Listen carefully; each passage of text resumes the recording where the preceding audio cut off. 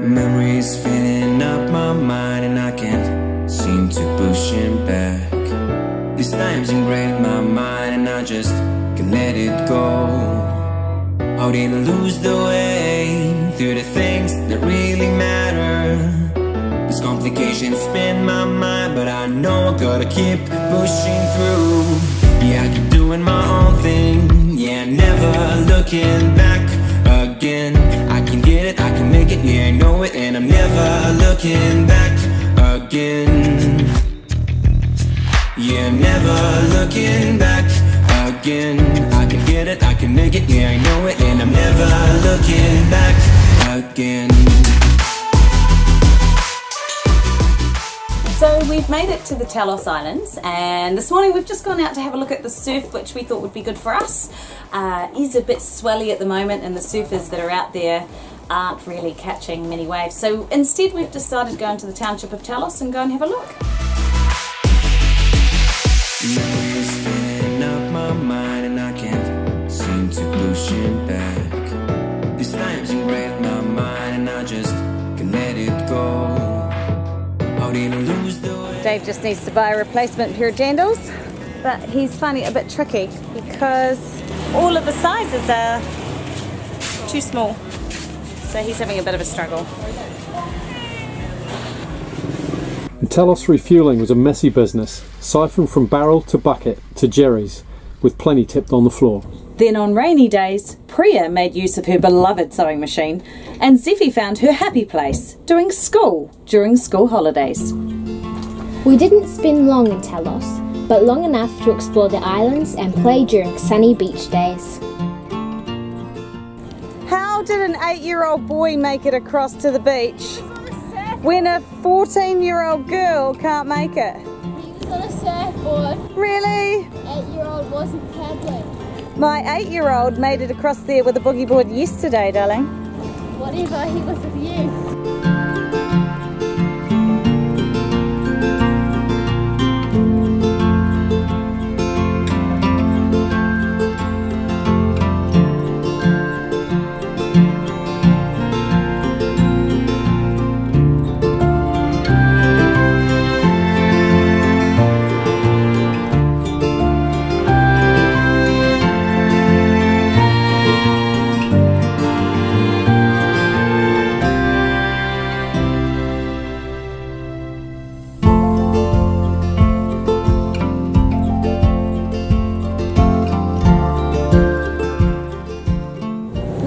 In Lagundri on the southern coast of Nias, and we woke up to beautiful sunshine this morning, didn't we?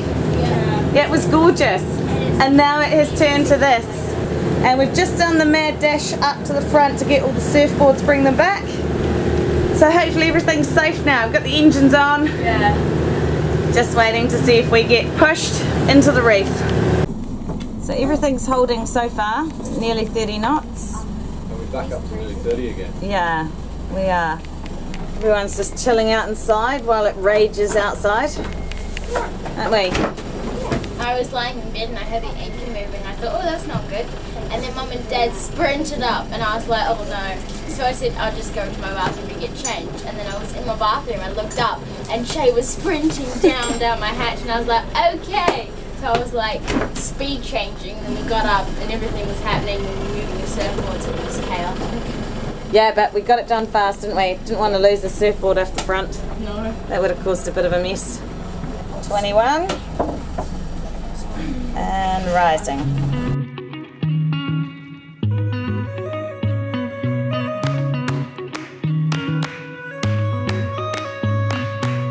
Yo.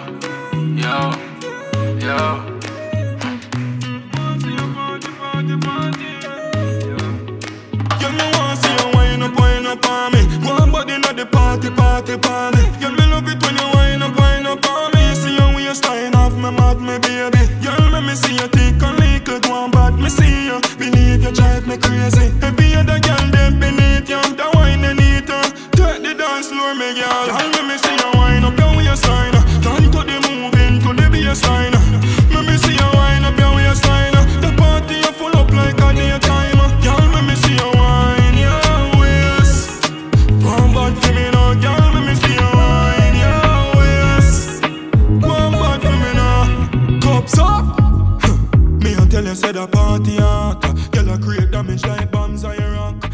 So we're making damper for Che's social studies. And what is it all about, Che?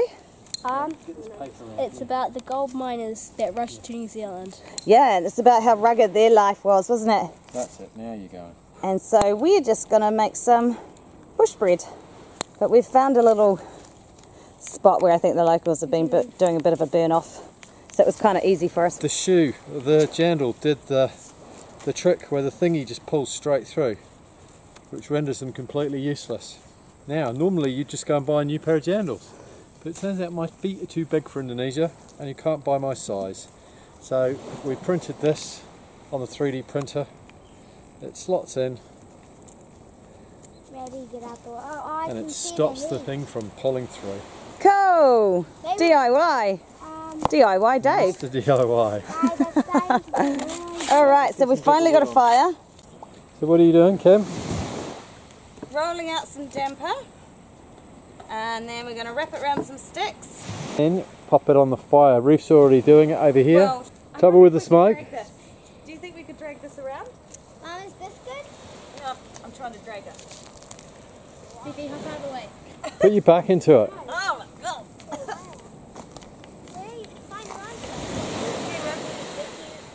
Wait, can you... Oh, there you go, Reef. Look at your damper. Yeah. Peanut buttered. There you go. Oh, it's a bit hot. What do you think? Good. Yeah, yummo.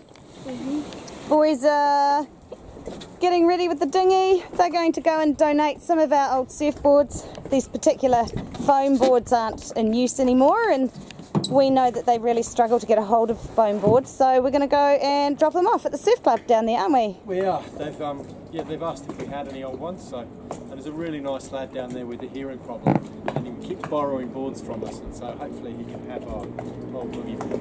Or one of the bigger boards. Or one of the boards, Yeah, all right. Well, good luck. Hopefully you find someone from the club and give them away. Making our way north to our final Indonesian port, passing through choppy waters near Banda Aceh, we encountered the most incredible small fishing boats and then continued to Sabang on Wee Island. So we're just going to try and avoid a lot of this current, which is at the top of Wee Island. Might just have to go around some of that. It's got about 2.5 knots against us, slowed us down to 4.5 knots. But we'll just creep around the corner and head into Sabang to check out. Here in Sabang, just got off the boat. We've been here about an hour so far, guys. Yes. About that, yeah. Yeah, and so we've just come to have a quick look, find out where immigration is. And we're just noticing it's like 3:30, 3:45, everything is closed. We've just found out that the shops won't open again until 5 o'clock. But we're just going to have a bit of a look around, see if we can buy some apples, some mangoes maybe, and restock the boat ready for Malaysia. Or at least restock the boat ready to travel to Malaysia. We're just having to turn the power off because Dave's going to go and check our house batteries basically, aren't they, Dave? Yeah, we have one of them, there's a lot of heat built up in this bedroom, which is where the batteries are. And Jay went to get his shorts out to replace them earlier to find that they were roasting hot, and what we've got... Ooh, I can see it. I don't think we can see that on camera, but the one that the light is shining on... So this one here is bulging really badly. Ooh. And the ones around it are almost hot that you can't touch. So oh, really? This one here is fine. This one's hot. And then that one's... Very hot? Very hot. That one's hot. I mean, they must be 40 degrees, these batteries.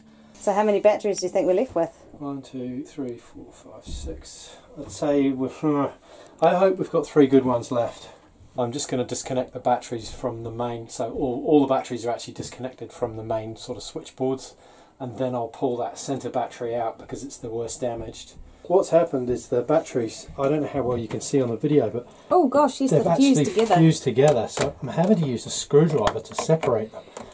Is that a good idea? I've got to get them, they're just way too heavy to get out as 3. I've got these 3 batteries here. Essentially they're glued together. Yeah, but are they going to leak? They're a gel inside, so I'm hoping that there's nothing down on the floor, so I'm hoping that because they've got a gel they're not going to leak. Yeah, I know, but as soon as you pull them apart, one of them's going to get damaged, right? Well, I'm hoping that there's not the case, that we can get them out. That's why we've got the black container down here to put them into. Okay. Alright, here's our batteries that we removed last night. The bulging on the sides, that looks awful. They got pretty hot. Didn't they, guys? Yeah. Yeah, Dad struggled for ages trying to get those out because they had sort of fused together. But this one here is the worst. It's got quite a rounded top, so we're pretty happy that that didn't explode for obvious reasons. So we're down to 3 batteries, aren't we, Dave? We are. We're down to half our battery power. But fortunately, we're going to Malaysia and we'll be there in a couple of days, and if there was anywhere I guess that we could buy batteries, Malaysia's certainly got to be a good option. Yeah, let's hope. Yeah, exactly. So it's not the end of the world. So we're just going to limp there on 3 batteries. Yep. Yeah, half a battery bank, but it's cool. We've been charging the ones that are left over this morning and they haven't got too hot, so I'm confident that we'll get there without blowing up what we got left. This is our last day. We've just got ourselves all tidied up, showered, looking presentable. We've got our presentation shirts on, and we're going to go to customs now and try and check out, and then the harbour master. But I just wanted to check in with the family and see what it is that they will miss about Indonesia, and are they excited about leaving, and generally just what was their favourite thing to do or favourite place. So it's not like there's anything about Indonesia that's I'm going to miss. Yeah, that I'm really going to miss. Yeah, but like we've definitely had favourite places. Like Kalimantan was definitely on the top. Yeah, for definitely. us. So that's Kalimantan is the southern coast of Borneo, where Borneo. we saw the orangutans. Yeah, I got to admit that was a highlight. Absolutely. Yeah. The volcano in Togians was also very, very cool. I liked Labuan Bajo. Yeah. Labuan Bajo. The Komodo area. Labuan Bajo was my favourite. To be honest, I really liked this town. Yes, Sabang. We turned up in Sabang last night and it was pretty cool, wasn't it? What was some of the favourite stuff that happened last night? Well, there was this group of ladies beckoning to, I think it was either Che or Mum, to take a photo. It was you, wasn't it, Che? And you got my attention. What did you think they wanted? I thought they wanted a photo with me because that's usually what they want. I know. know. They actually just wanted me to take a photo of them. Yes. That was actually super funny, and it really put us in a place. But I stood at the end of the table and took a photo for these ladies. It was probably about 12 to 14 ladies, all in hijabs, and they laughed so much when they realised that we thought they wanted a picture of like our children. They were like, why? And I just thought that was brilliant. Well, we were walking down for some fruit and veg. This guy just came out and started cutting up mango for us and handed it to us. He did, didn't he? He gave us a whole mango, and then he gave us some dragon fruit. And he also gave us snake fruit. Which we'd never tried before, had we? Yeah. It just looks like a snake. And it's snake skin, isn't it? It doesn't look like a snake, but it's snake skin. Yeah, it was actually, I kind of liked it. Yeah, it was. We would never have chosen to try it ourselves, would we? No. So it looks poisonous. It does. See your plastic here at Sabang.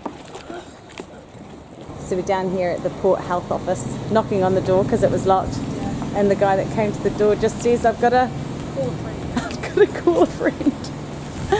Okay, so we'll wait for the friend to turn up, check us out. We're crossing through the shipping channel that runs up the Malacca Strait in between Indonesia and mainland Malaysia. There are constant lines of ships coming past in both directions, and it's actually been incredibly easy to pass through. I thought it was going to be a little bit more challenging, but really it's not been. We had one ship contact us last night to ask us what our intentions were. We suggested we move 20 degrees to starboard, and he was like, sweet, that's great. Honestly, these ships are huge. But we are getting to almost halfway towards Langkawi.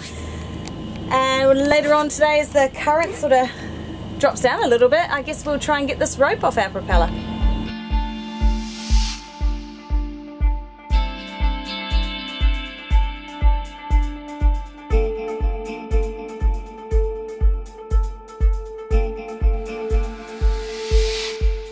Double check it. Oh, you got soaked. It was caught around one of the little knobs that Is that it? Yeah. Really? So it was caught around there, and that's obviously why it's done no damage to the propeller, and it didn't stall the engine. It was pretty uneventful. It was very uneventful. Then in a few short days, we were in Langkawi. Join us next time as we explore a new land, a new culture after 9 months in Indonesia.